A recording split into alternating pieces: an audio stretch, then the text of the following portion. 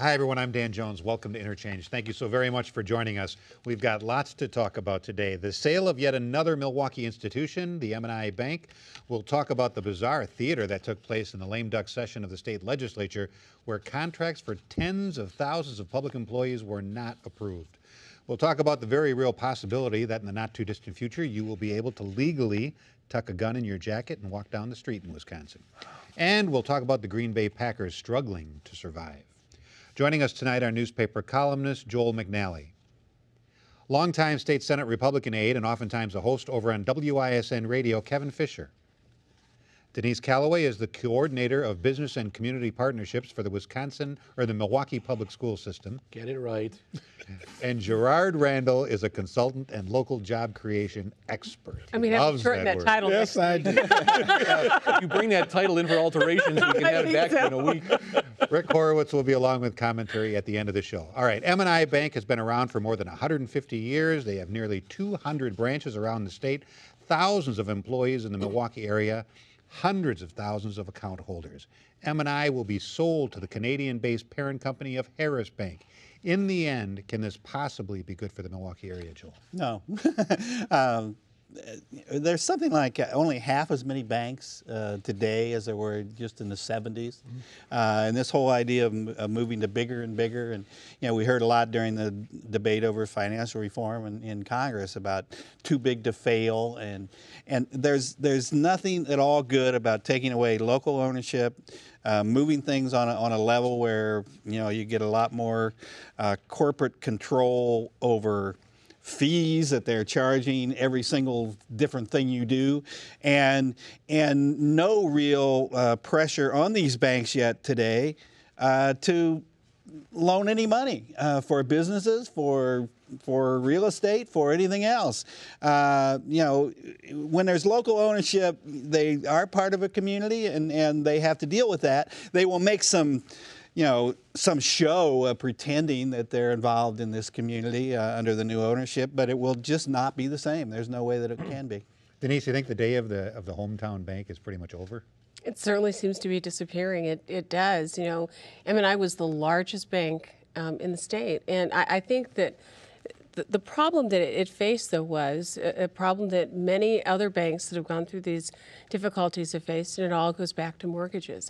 And for McNally, the problem was not what had happened in terms of their mortgage writing department for Wisconsin. It really revolved around what had happened to its mortgages in Arizona. It continued to have significant losses. I think we all kind of remember TARP. They received almost $2 billion in TARP money. It just could not continue to survive the way that it was. So there was really no other choice but to cut a deal to sell the bank. Kevin, when Miller and Coors combined, everybody expected the worst, but that really didn't happen, and Miller has a tremendous presence here in Milwaukee. No, and I think the immediate concern is, as Joel pointed out, this sense of loss of community and community involvement, and that is a worry, but I think we have to just be in a sit and wait mode and hope that does not occur, but that could be one of the negative ramifications here. And bigger isn't always better. It doesn't translate into better services and better customer care and better treatment and better deals and smaller fees, et cetera, et cetera, et cetera. This should not come as a surprise, though. Anytime a bank has gotten into fiscal difficulty, this particular Canadian bank seems to be the one that comes to the rescue and bails them out because it has deep pockets, and Canadian banks, and especially this Canadian bank, didn't seem to take the severe hit that American banks took during the whole credit crisis. At least in this one example, TARP didn't seem to help Marshall and Ilsley. Now, the key here is, how are the investors going to react, especially the impatient investors? The experts that are talking about this move today seem to suggest that the increase, the growth in the interest in shares, which is all investors care about, and rightfully so, that may not happen until 2013. So some investors may not be doing cartwheels about this development today. However, I do believe that in a financial perspective, that the investors of Marshall and Ilsley are far better off right now than they were when they woke up this morning. Who's more important in a situation like this, the investors or the account holders?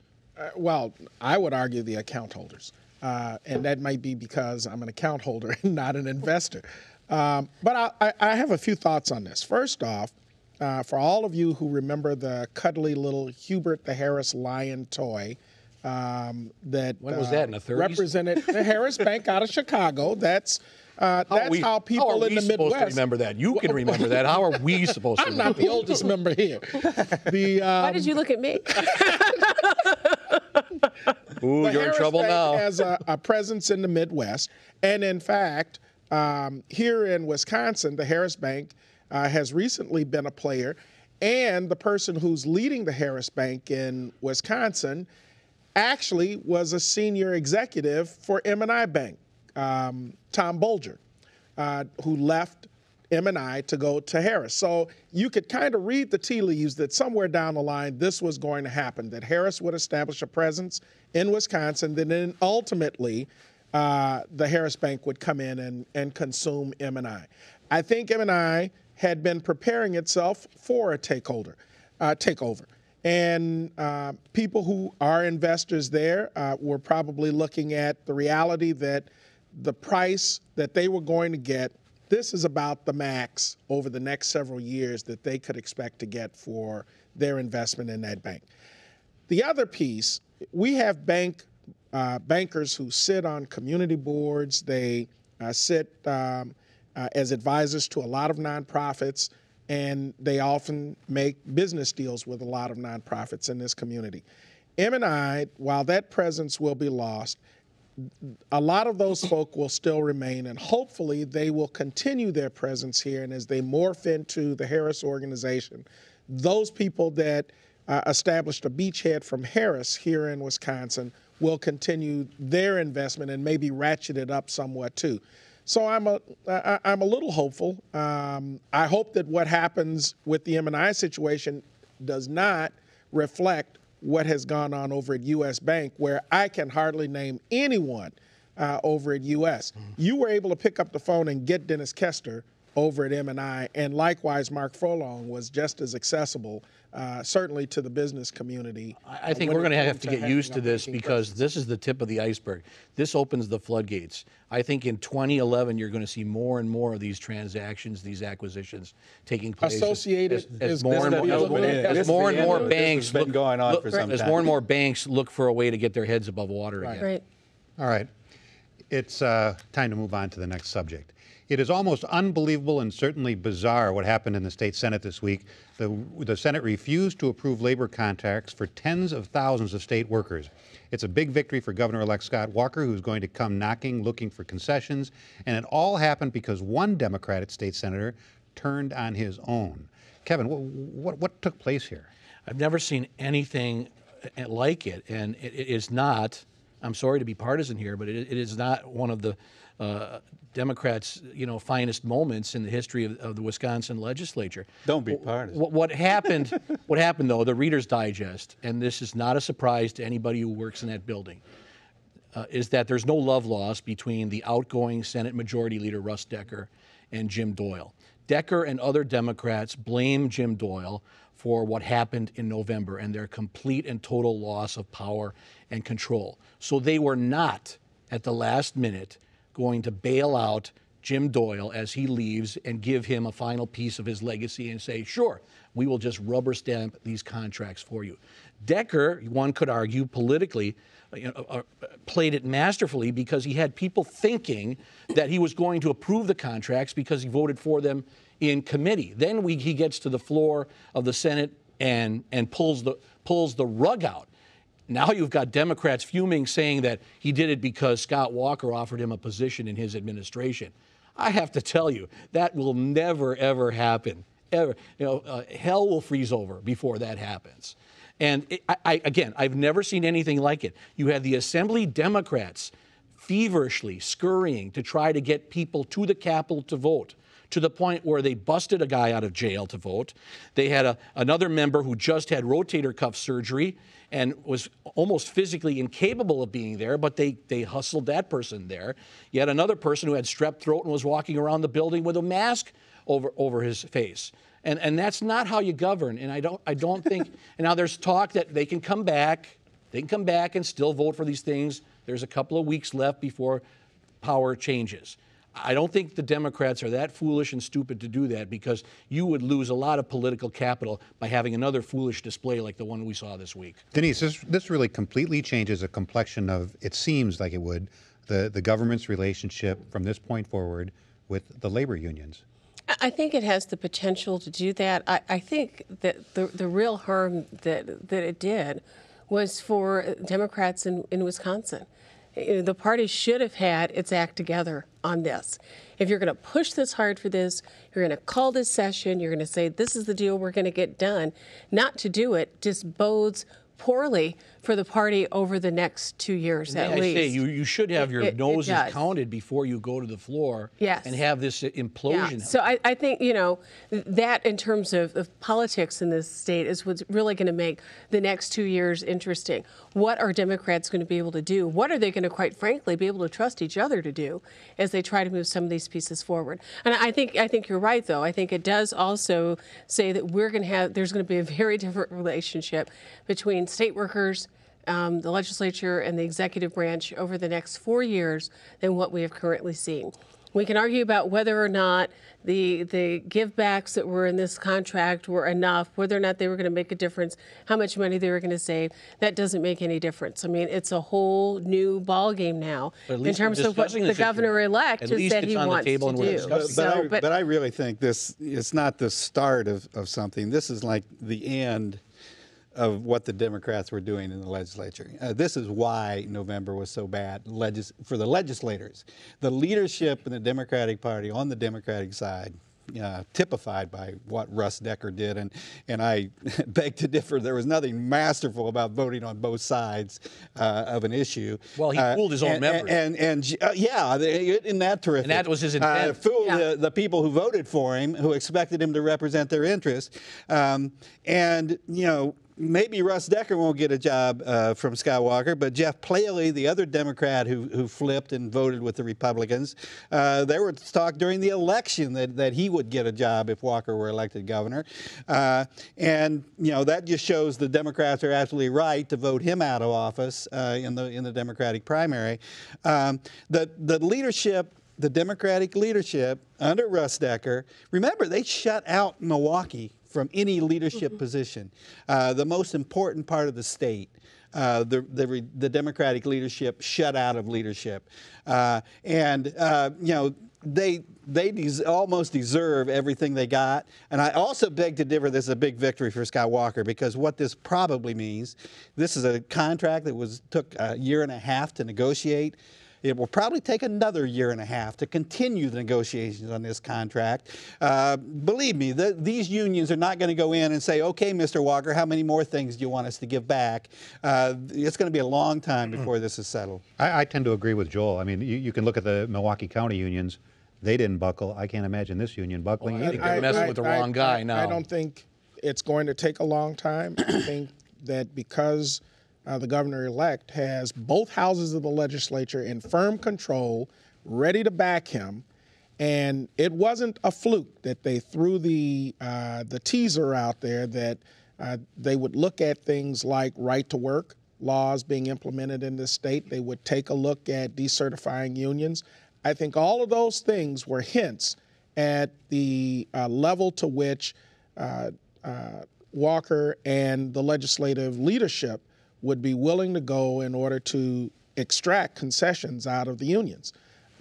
So you either take a look at what they come out and offer first, which was the 5% contribution to the pension fund and maybe some health care concessions, or you look at something that will be a lot more extreme in terms of what they would hope to extract from the unions, and a hammer that is available to the governor that would not have been available had the Democrats at least one house that they controlled. All right, next topic. A lot of folks are predicting that one thing the new legislature is going to do pretty quickly is pass a concealed carry law, which would allow you to slip a handgun in your jacket when you go out in public. Surprisingly, the Milwaukee police chief said this week that he could actually support such a law if and only if they made it a felony if you didn't get the required licenses, and if they made it a felony to buy a gun for someone who legally would not be able to buy one. What do you think is going to happen, Denise? Well, I'm concerned that what's going to happen is that we are going to have concealed carry in the state. You know, it's interesting that the chief said, you know, one of his concerns would be that it would have to be a felony, it would have to be illegal to buy a gun for someone who's not supposed to have a gun. Well, that law is already on the books, and that's a law that has huge difficulty in being enforced.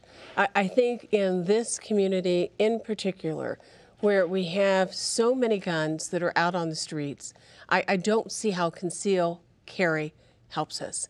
I don't think that's the direction in which we want to go in the community, as a community, where we talk about more access to guns, not less access to guns. You know, the pro-gun movement is already running commercials saying, don't let your legislators put too many restrictions on possessing You bet a gun. they are. Well, I tell you, after this week, I have somewhat mixed feelings about one's ability to carry a concealed weapon. And this is the reason. After the young lady was shot, the student who attended Bayview, by someone who had access to a gun and apparently, out of a fit of anger, went and just started shooting at people, that tells me a whole lot about the accessibility of guns in the hands of those who really shouldn't have access to them. On the other hand, I look at one's ability, if you're a responsible person and you can pass whatever fitness test the state would put out there in order to have a gun and carry it concealed. If you can pass that, then I guess I'm okay. And I don't know whether or not the framework that they're looking at in terms of having one be able to carry a weapon concealed is going to be tight enough. And maybe that's the whole point. You can bet it won't be tight enough. The NRA, has passed these laws all over the country. The NRA has no interest in having any of those tight restrictions that Gerard is talking about. I'm with Denise. I expect this to happen. I expect many bad things to happen with absolutely no check of the legislature. The governor with no check on the Republicans in the legislature, and the Republicans with no check on the governor. The Republicans have been eager to pass this law for some time. They passed it a number of times, and it was only Jim Doyle vetoing it that kept it from being law already. You know the NRA is ready to pass this law, and you know they could care less about restrictions. They've shown that repeatedly. I honestly, I have to agree with Denise. I do not know a single intelligent person who thinks it would be better to have more guns on the streets of Milwaukee. And it's going to happen, sadly. And there some other things are going to happen, sadly, including some of the situations that Gerard described. You know, Kevin, we talk about it like it's a big dramatic measure, but the reality is they have it as a measure in every single state except two. Wisconsin is going to have concealed carry. It will become the 49th state to have concealed carry. And very quickly, too, probably. I don't know. I want to be clear about this. It is a priority, but it is not a high priority with Republicans in the legislature. And what I mean by that, I don't think it's even in the top 10. Jobs, the economy, fixing the budget, those kinds of fiscal issues need to be addressed first. Photo ID is the one that's going to get through Stop Democrats from quite voting. quickly. Sure. That one, yeah, because people that voted in this Republican tsunami, they've got this attitude. What have you done for me lately? The budget's going to take 6 months to fix, but what have you done for me lately? So photo ID will come out of the chute and will be signed into law quickly. Concealed carry is on the list, but it's not, as I said, that high on the list. It's high on the NRA's list, and Republican legislatures do whatever the NRA wants them to do. Well, we're going to argue about this in the months ahead, but I've cited on this program a person who knows far more than any of us on this panel, and that's John Lott, who has written the book More Guns, Less Crime. He looked at crime and handgun data from all 3,000 counties in the United States over an 18-year period. He found that for every year that a state has a concealed carry law on its books, the murder rate goes down a few percentage points. The rape rate goes down a few percentage points. The robbery rate goes down a few percentage points. Concealed carry will save the lives of women. All of those and things children, went. All those things went down in Wisconsin, and will make us, which doesn't have will make us concealed carry. safer. And it's about time that we give honest, law-abiding citizens who pass the background checks, who go through the training, give them the protection they need to save themselves and others from the bad guys who already have unrelinquished access to guns. Yeah, You know what? I don't think we want our streets to look like a shootout at the OK Corral because you don't, because you have individuals who are packing guns thinking that somebody else might be packing something, and why don't I just go ahead and shoot before this person shoots me?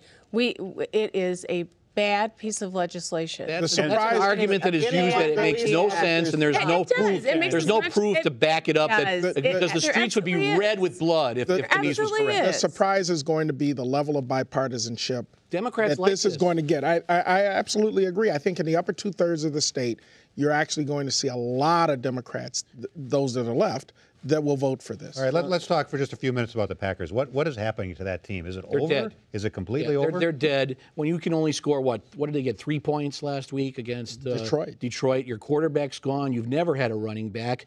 Your defensive secondary is full of holes. I'm sorry, they're done. And the Bears, you have to give them credit for playing very well.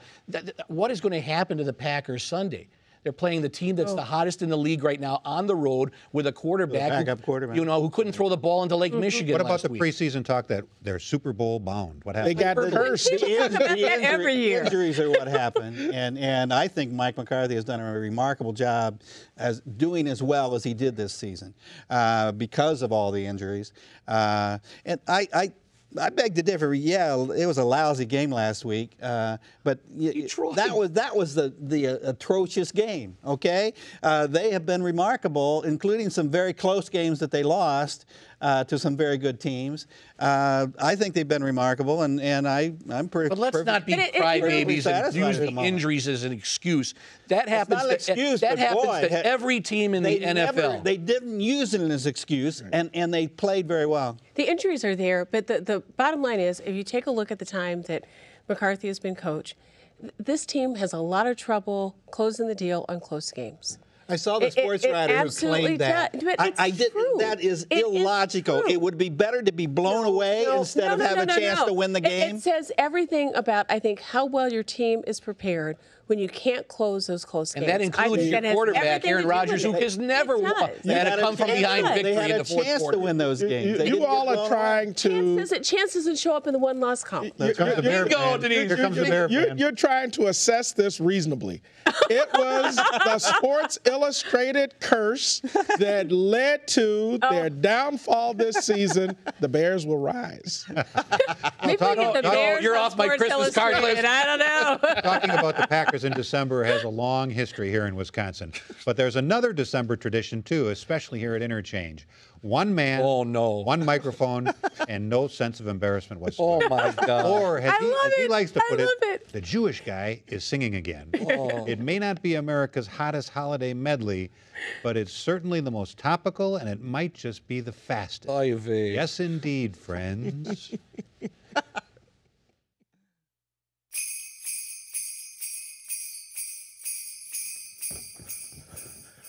You'd better sit still, you better not flee, you better just chill, don't shoot the TV. Bristol Palin's dancing with stars.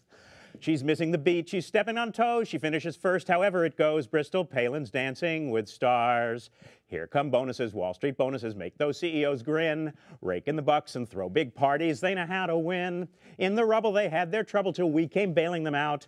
Now they're happy and we feel sappy because we're the ones still without. Why'd Obama diss a saintly cause in his tax cut deal the other night? Gave billions to the rich, he had to scratch their itch. Left liberals in the wilderness, they'd rather fight than switch. Oh, the water outside is oily, and the birds are black and soily. From New Orleans to Mexico, let it flow, let it flow, let it flow. The Gulf is a BP sewer while the shrimp are growing fewer. But prevention costs so much dough. Let it flow, let it flow, let it flow. Afghanistan, Afghanistan, where all the bombs are handmade. We're gaining ground, we're losing ground, perhaps another decade. Oh, come all to Facebook, join the revolution, despair not and care not for your privacy. Come and be open, hand your life to strangers. Oh, come, let us all cheer him. Let's Person of the Year him, or swift kick in the rear him, Zuckerberg.